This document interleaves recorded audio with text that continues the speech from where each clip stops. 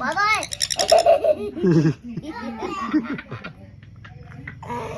เอาใหญ่เลยเอาใหญ่เลย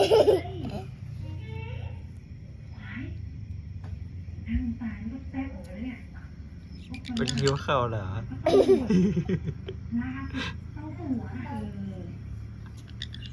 เฮ้ยกระถั่วกันทำไมเดี๋ยว2 อันใครจะเอาก่อนเดี๋ยวอันเดียวใช่ มันกินเยอะมันก็เลยอ้วนไปเลยใช่ไหม ไม่ใช่จะได้คนเหลียงไวๆจะได้พูดได้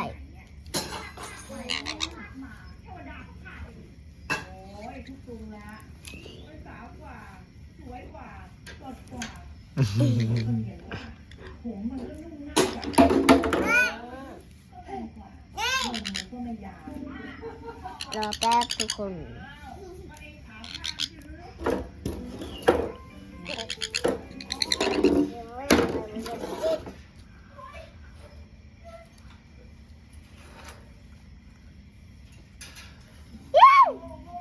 เอาเร็ว